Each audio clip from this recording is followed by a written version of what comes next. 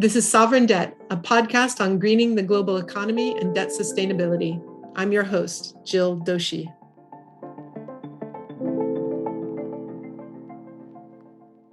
Hello, everyone. I am thrilled today to have Sonja Gibbs joining us. Sonja, as many of you know, is the Managing Director and Head of Sustainable Finance and Global Policy Initiatives at the Institute of International Finance, or IIF. She is literally at the center of so many of the conversations happening amongst the IIF members, as well as those between the private sector, financial institutions that she represents, and the official sector. So Sonja, thank you so much for being with us today. It's a pleasure to be here, and such an interesting topic we have to speak about. So thanks for having me. So by way of introduction, we have quite a lot of listeners all over the world, and maybe not everyone is as familiar as we are with the IIF. So could you just give us a brief introduction to the IIF and some of your key initiatives? Yeah, no, absolutely. I mean, the Institute of International Finance, the IIF, we're sort of an interesting beast, you know. We're not exactly one thing nor the other. We have elements of a think tank about us, but we are also, by definition, a trade association. So we're global in our reach. We have over 400 members in over 60 countries. And I think one important thing to note here is that, you know, over half of our members are emerging markets. So it gives us kind of a unique perspective. And we really reach across the financial sector. So it's not just banks, but also investors, asset managers, insurance companies, pension funds. And the other thing I would note is that our membership comprises some public sector members as well. So the multilateral development banks, people may not be aware, those are members of the IIF as well. A number of central banks, finance ministries, and so on. I always thought of them as kind of observers to your process rather than actual kind of members. I think of you as a kind of a trade, like you said, a kind of a trade association of the private sector. Well, that is our primary function, and it's our DNA and how we were set up. However, because so much of what we do is public policy oriented over the years, we've gained members that are also public sector in nature, and they have a strong interest in engaging with the private sector. Obviously, we offer platforms for doing that and benefiting from our research and policy analysis. And you mainly are also kind of engaged in kind of research as well as advocacy, if I can term it like that. I don't know if that's exactly what you would call it. A fair way to put it. I mean, I might call it, we like to use the phrase fact-based advocacy, because it simply doesn't do to make advocacy out of thin air. We work very hard at it, both in sort of in-house research, but also, and importantly, by really ongoing and extensive discussions with our membership, you know, across all of these issues. And sovereign debt policy is one piece of what we do. We also do a lot of advocacy on broader financial regulatory topics, and on something that we'll get to later, which is sustainability and sustainable finance. Before we get to all of that, I wanted to ask about the sovereign debt initiatives that you have been working on, and in particular on the principles. We've talked about these over the years, and these are the principles for stable capital flows and fair debt restructuring. They were first introduced quite a long time ago, right? About 20 years ago. To try to help, I think, address some of the negotiations and some of the dynamics around negotiations between creditor and debtors, particularly private creditors, I think. And they were recently updated. And so I just wanted to get your take on some of the history of the principles and why it was felt that it was time to update them. Well, this will actually be a second update. As you say, you know, we launched these in the early 2000s, and they were supported by the G20 in 2004 in Berlin. And what's important to know about the principles is that they were developed jointly, both by private and official sector. So by creditor countries and by borrowing countries, all sort of sitting down and trying to hash out what's the best framework that's going to result in effective debt restructuring, and over the longer term, and importantly, in stable capital flows for emerging economies, because it's not just about fixing the problem once it's arisen. There's also a strong element of crisis prevention to these principles. And, back to a little further in time to the genesis of all of this, remember that was soon after the Asian and Russian debt crises, and that the IIF itself was established in part as a response to the Latin America debt crisis, where in debt negotiations, the private sector really did not have much voice or much information. So it's part of the reason we were created. So really, like you said, it is really much in your original DNA of the IIF is working on these sorts of sovereign debt, kind of capital flow issues. And what's gratifying, and you mentioned the update that we did this year. So the first update we did after the Euro area sovereign debt crisis, and it may interest people to know that these were originally called the Principles for Stable Capital Flows and Fair Debt Restructuring in Emerging Markets.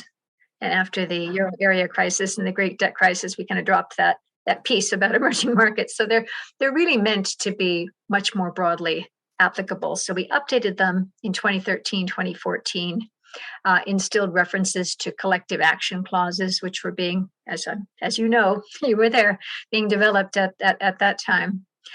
And more recently, the rise of ESG investing has just changed the landscape altogether. Environmental, social, governance considerations are so important, and we felt it was key to reflect them in the principles. But they were also being revised during kind of the COVID or response to COVID pandemic. Was the update really in response to kind of this evolution from Paris Club to G20 and the introduction of the DSSI and common framework, or was it something that was already envisioned because of kind of, like you say, the rise of ESG, or has all of that kind of converged into one? A little bit. And it's interesting that you put it like that, because one thing that pandemic has done is draw attention to the links between debt sustainability and climate and environmental sustainability. As you know from your work on natural capital types of issues, these things are inextricable. But that's right. I mean, when I say updated for ESG considerations, some of the really important ones have been around, how do you deal with countries that have built up a tremendous backlog of debt, very high debt levels, that are also vulnerable in so many other ways. And what happened during the pandemic is it just simply exacerbated all of this and brought it to a head in so many vulnerable countries. And we're seeing the effects of that now. So as you say, the G20, the IMF, the Paris Club, all have been searching for ways to improve the sovereign debt architecture. And these principles are an important part of that from the private sector perspective. I feel that we're at a moment here where we are all, as you say, kind of searching for this updated framework, using the lessons of the past, but kind of moving them forward into the 21st century. And we're all kind of feeling our way of like what this is going to mean and do. And I think we all kind of recognize that the common framework has been a very important step in that process. But at the same time, it's had a limited track record so far, let's put it that way, and a little bit of a difficult one because of the three cases that happened to be first for a variety of reasons. Are these updated principles still enjoying the endorsement of the G20 as they had in the past? And if not, is that because there is still this sense of caution about where is all of this going, and we don't really know yet what the new frameworks are really going to be, and so everyone's just moving a little bit kind of slowly and cautiously as we figure it out? From your perspective, I'm just curious. Let me take the first part of that first. How do the principles fit into all of these efforts to make things better and happen more quickly and resolve debt strains more easily and prevent them happening in the first place? I mean, the principles, there's several pages of them, but when you boil it down, there are a few really key messages that also really underlie the efforts that are being made via the debt service suspension initiative, via the common framework, it all boils down to some really fundamental issues. And one is, a timely flow of information between creditors. And that brings up this issue of debt transparency. Another initiative that the IIF has been closely engaged with over the past few years has been a set of voluntary principles for debt transparency. And that's a very interesting enterprise, as you know, because transparency is sort of a shared responsibility, isn't it? I mean, everybody needs to be transparent. The borrowers need to open their books, the multilaterals need to be clear about what they're doing, official creditors, and of course, the private creditors need to do better on transparency as well. But nobody said this was going to be easy. None of it. The common framework, this is a challenging situation when you have such a broad range of stakeholders.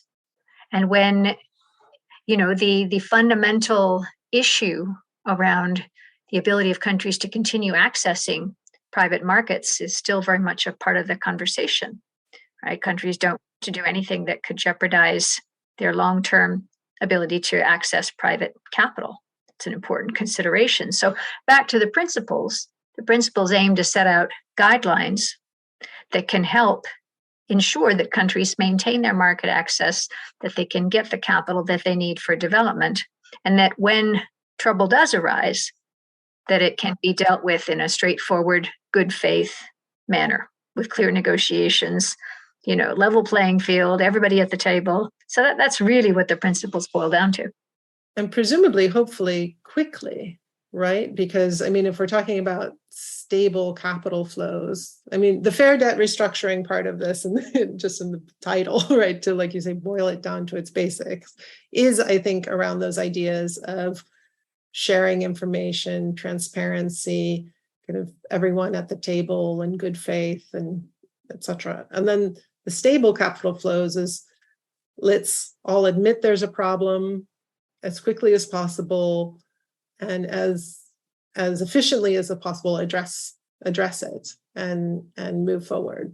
And so I think one of the ideas in debt restructuring is to kind of quickly deliver that relief so that capital can continue to flow.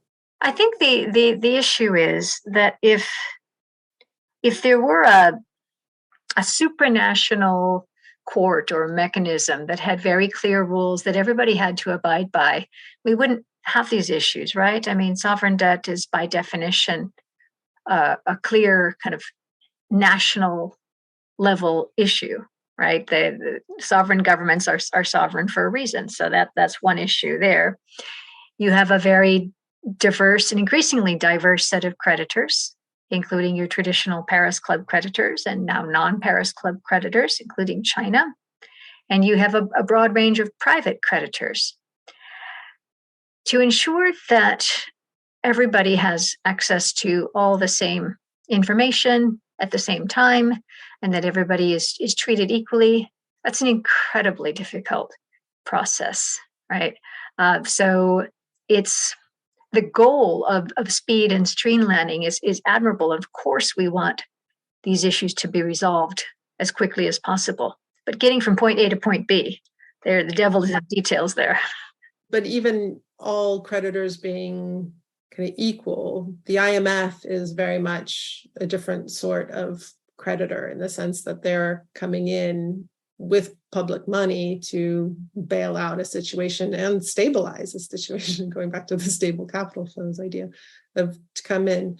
And so their analysis and their ability to get comfortable about deploying their capital is going to be fundamentally different than some of the other actors around the table. And I think one of the challenges that we constantly are rubbing up against in so many of our conversations is how do we make that exchange more effective and efficient between kind of this very special creditor that arrives to help out with all of the other creditors that are already there one way or another, both official as well as commercial or bondholders. Well, you touch on a number of important points there. And one is this sort of what you might call the preferred creditor status of the IMF. And other multilaterals. And that's really important, right? I mean, as a lender of last resort, and lending on different terms, on concessional terms, it is a very special status. Similarly, official bilateral creditors, whether they're Paris Club or outside the Paris Club, have their own relationships with borrowing countries. They have their own kind of conditionality sets of issues. And they also are going to be lending, generally speaking, at lower rates than private sector. Private sector, again, you have a range of different actors. You have traditional bank lenders. When you think about the debt restructuring landscape of 20 or 30 years ago, you could just pull a few banks into a room and you'd have all the people around the table. And it's just simply not like that anymore. You have investors doing private lending. You have bondholders who are a widely dispersed group. You have even sort of private equity. You have commodity trading firms. You have all different kinds of private sector lenders around the table. So it's even a challenge in very practical terms to ensure that information is readily available all around. And then you have, I guess you might call it, privacy or confidentiality considerations. This expresses itself in a number of ways. Everybody would like to know exactly what the situation is, how much debt there is, the exact terms, to who holds it, all of that important information, and also the kind of debt sustainability analysis type of information. And in a perfect world, we could all have that immediately. In the real world, there's constraints on the ability to be transparent, right? Borrowers may not want all of this information made public. In the case of private lenders, for example, they're simply unable to disclose without the consent of the borrower. And, a country like China has a different type of relationship with countries that borrow from it. And many of us would find that to be, less transparent and more opaque. There's been a lot of work done on these issues. Well, I absolutely. I think you've described some of the challenges very well. And I think one of the things that so many of us are grappling with is how can we reform the system and actually deliver relief to these countries that are needing it, while at the same time maintaining or helping them have access to capital when things start improving. And then importantly, and this is to transition to the other thing that I know is dear to your heart, is the sustainable finance. So many of these very same countries are have enormous needs for all of their sustainable development goals, but in particular about climate, nature, and even more particularly about climate change adaptation, and meeting the immediate challenges of just what is actually happening. And we see that around the world in so many very poignant cases. I know this is an area that you've done a lot of work on. Can you tell us a little bit about what you're doing in the space as IIF, or just kind of generally, and then we'll kind of get into it. Absolutely. But let me just go back to your first question about, wouldn't it be better to have a standardized, fast approach to resolving sovereign debt strains? And that of course is the appeal, right, of solutions like the Debt Service Suspension Initiative, the DSSI, the Common Framework. More recently, the UK G7 presidency put together a private sector debt working group that looked at something called majority voting provisions in lending, which is kind of like collective action clauses in bonds. Some of the challenges, though, is that the financing transactions, whether that's loans or bonds or something done on the official sector side, are very bespoke. They're complex contracts. And particularly on the private sector side, it's not easy to simply wave a wand and say, okay, we're just going to change the terms and conditions here. We're going to reprofile. We're going to extend maturity. It isn't that easy. So to find that holy grail of an idea like the Common Framework, a standardized approach, but with the ability to work on a case-by-case basis, And that's kind of what it boils down to on the private sector side, that these one-size-fits-all approaches just don't work very well in practice because individual transactions are so bespoke. They're tailored for this, and that's kind of the beauty of private sector finance, right? Is the innovation, the creativity, the different types of instruments to meet different needs. So there's that. But set against that, I think is, and I'm not sure this is as well understood as it should be, that the private sector has a tremendous and vested interest in the health of emerging and developing economies. I mean, there's and for years, have had relationships with borrowing countries. Private sector lending is relationship based. And when trouble is encountered, there are pretty well established mechanisms for interacting with your private creditors and getting the help that's needed. What's new, and it's an important goal, is to try to do this more holistically. But yeah, nobody said this is going to be easy. So because there is so much capital needed, not just to kind of address post-pandemic strains, to deal with the buildup of debt, but for much longer term goals, sustainable development goals. I mean, the figures are staggering, right? Trillions of dollars annually needed to come anywhere near meeting these goals. So this is climate, this is natural capital, this is social development, it's improving governance, building better systems and markets. So private capital is essential. So we've got to find a way to improve the investment environment to be able to attract that private capital at scale. So, and that's why these kind of crisis resolution measures, these approaches to debt restructuring, it's really important to get them right. Because if we don't, the last thing that anybody wants is to sort of scare off private capital. So it's important to simply put our heads together and try to find the right way forward. Yeah, and that's kind of why I was thinking about this kind of need for speed in some sense of that. And I appreciate all the challenges of doing that, of course.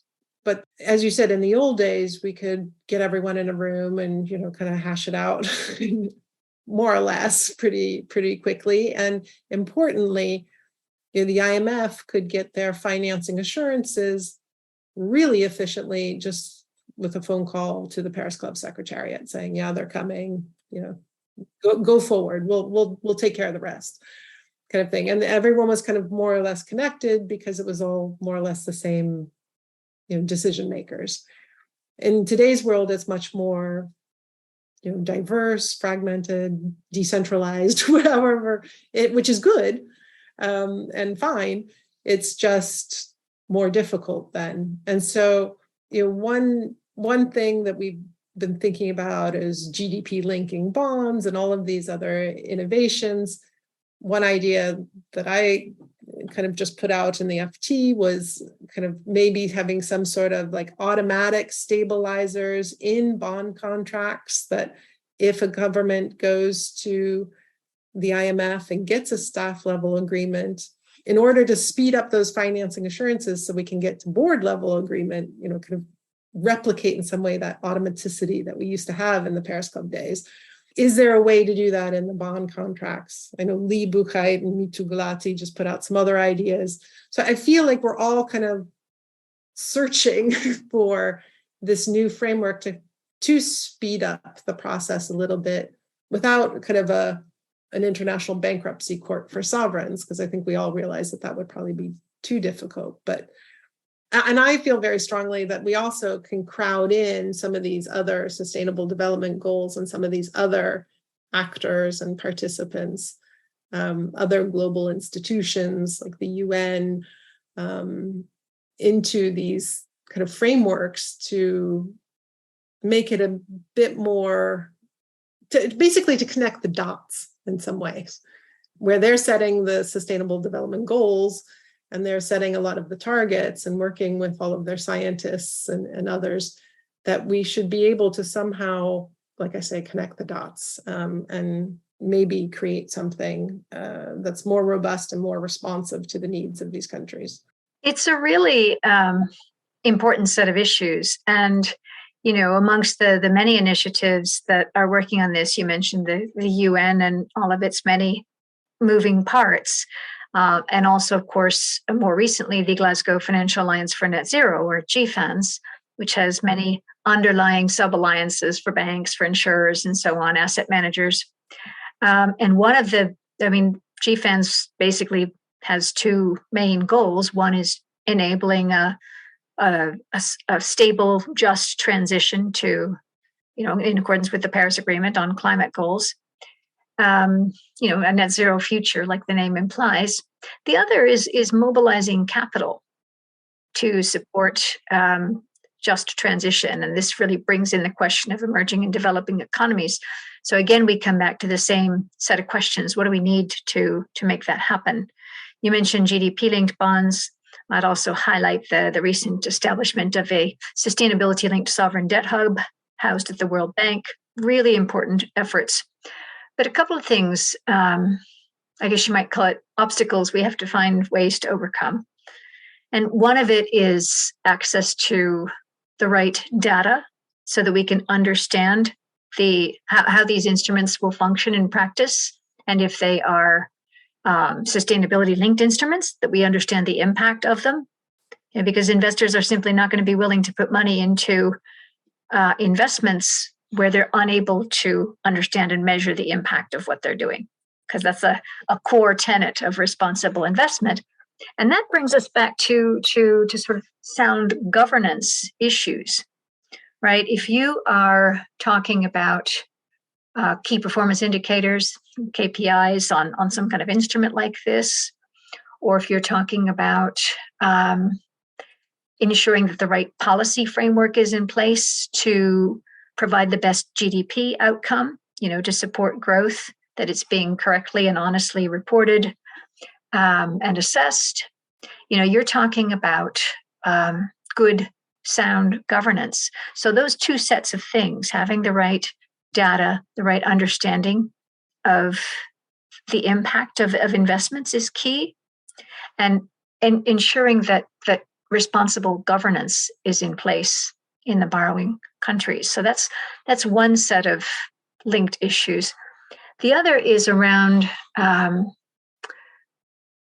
of ensuring that all types of creditors see this the same way, that there's borrower buy-in for the need to have these new instruments, the right investment environment in their countries to, attract the funds. The other is that creditors are on the same page about how to handle debt and what happens when you get into a debt distress situation. And it's tricky, right?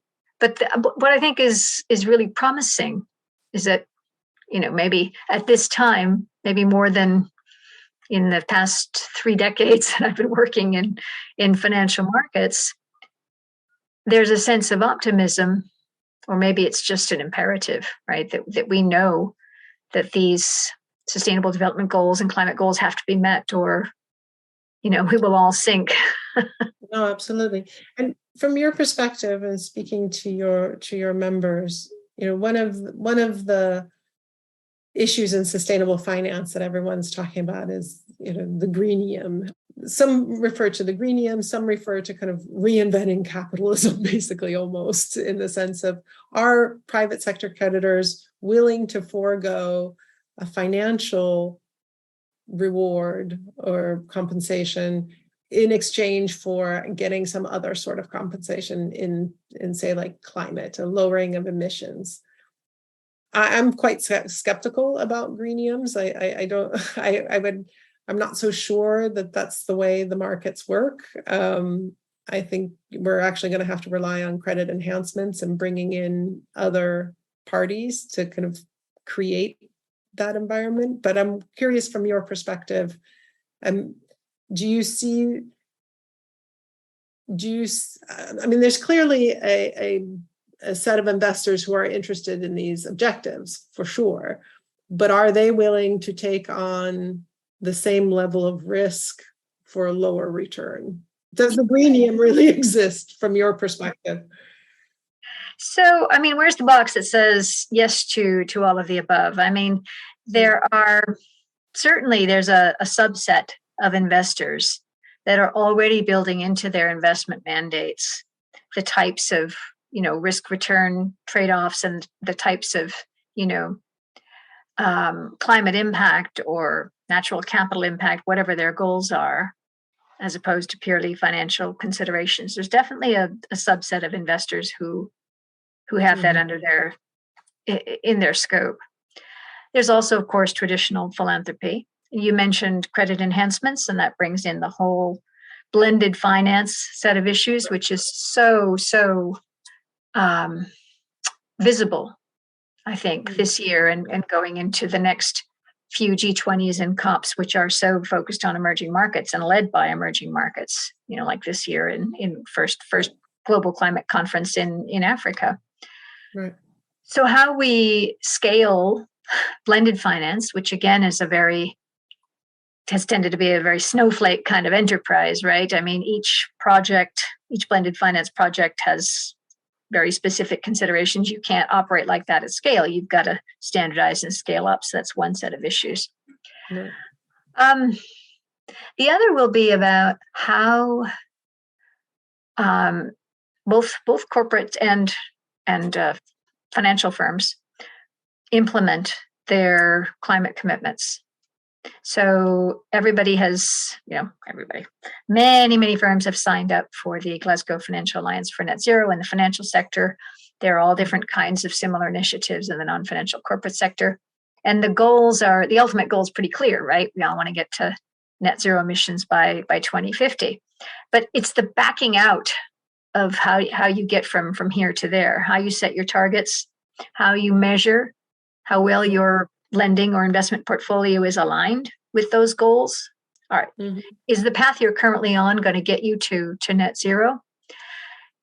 And if it is, part of it has to be doing something about supporting transition in emerging economies as well, because you can't get there just with developed markets. And the final piece of this, I would say, is the evolution of the policy and regulatory environment. And that's going to be different in different countries, right? And ideally, it would be well aligned across all jurisdictions. But in practice, Europe has been going at a much faster pace than many other jurisdictions. And do you see in this whole kind of process of the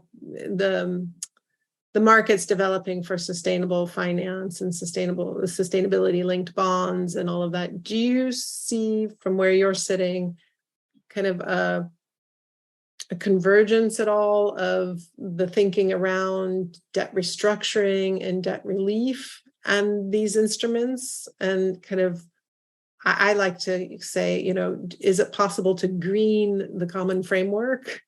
Can we bring these efforts together in some way? Because we really are talking about some of the same countries often. And so often these are all, as you said earlier, kind of intertwined issues, whether it's, finance, health, climate. This is all about their development and their sustainability in the broadest sense. But from your perspective, do you see any kind of convergence or movement in that direction from either your official sector members or your private sector members? Or are this still very much kind of two worlds? Well, there's a lot of work being put into building the kind of markets that can support the kind of green flows. And, you hear all kinds of permutations here. You can have green trade finance, you can have green debt restructuring, you can have green fiscal policy, so bit by bit, I think both sovereign governments in the conduct of their own operations and investors in the course of theirs are incorporating these to a greater or lesser degree. But when you're talking about, especially if you're talking about legacy debt, you have a kind of the rules were already written for that part of the game. So it's difficult to retrofit, ESG and green considerations into these types of discussions. However, going forward, there's just such a big push to build out these markets and make sure that there's scope to build these considerations into the whole world of debt financing for emerging and developing economies. It's really has the potential to be transformational. Yeah, because when we think about like doing actually debt exchanges, I mean, the new instruments could have these elements, and you could bring in kind of some other sorts of issues in the debt exchanges. Certainly with the private sector, I'm absolutely convinced that there's scope for that, and that the creditors would actually welcome it, because like you said, they're also searching for ways to meet all of their goals, and this could be one other way that they could claim to have participated in something positive. But even with official sector, I mean, some and even with some of the non-Paris Club members, I think that if you bring in sort of this other green or blue elements, you just give them more elements to work with, right? So that you just have more options out there. So it kind of expands the conversation rather than limits it, I think. So I'm quite hopeful and keep trying to plant the seed with everyone that this is possible, and that it's not complicating the issue. It's actually elevating it and making it easier in some way. Well, I think you said it really well, this idea of planting seeds, because if you're talking about such a far-reaching change as we have been in how emerging market debt markets function, then planting seeds is exactly what needs to be done, right? You have to win over hearts and minds. You have to convince borrowers that they should issue with these ESG considerations in mind and be clear and transparent about what they're doing. You have to convince investors that the cost of such investments is reasonable and that the risk-return trade-off in these investments is appropriate. You have to deploy catalytic capital wherever you can. It's interesting to see these discussions that bring in both the multilaterals, the private sector, but also philanthropy and other types of finance that didn't necessarily sit around the same table in the past. So to build this kind of ecosystem, it's taking time and effort. So, the type of work you do in promoting these ideas and developing them, getting creative thinkers around the table, it's really important, Well, thank you. But I think you've got the bigger table in the sense that you've got the real players, many key participants around your table, in the sense that, like you said, both the private sector as well as the official sector. And I think it's just a really interesting dialogue if we can try to bring some of these ideas together. Anyway, I know I'm conscious of time. I've taken quite a lot of yours, but I want to give you the last word. If there's anything that you would like to say to our listeners, who we think are debt managers and all sorts of policymakers, really globally, if there's any parting words about the IIF or just more generally, the floor is yours. Well, thank you for that. I mean, I think in terms of key messages, it is tremendously encouraging to see the willingness to collaborate on ways to address the kind of debt strains that we're going to be facing over the next decade, in combination with these really very serious climate vulnerabilities and risks for natural capital and biodiversity. So by bringing together, not just the private sector and the IMF or multilaterals, Paris Club, G20, but beyond that, to these new voluntary commitment frameworks like the Glasgow Financial Alliance for Net Zero, by at every opportunity, taking the chance to talk with policymakers and regulators as they develop frameworks for addressing climate issues, transition plans, and so on. I mean, it's so important to have these conversations here and now, because with all of these contributions, we have a much better chance of getting to appropriate outcomes, the outcomes that will really make a difference. Well, thank you so much, Sonja, and thank you for all the work that you were doing. Thank you again. Pleasure to be here. Thanks, Jill. Thanks for listening. If you enjoyed the episode, leave us a review and subscribe to the show wherever you get your podcasts.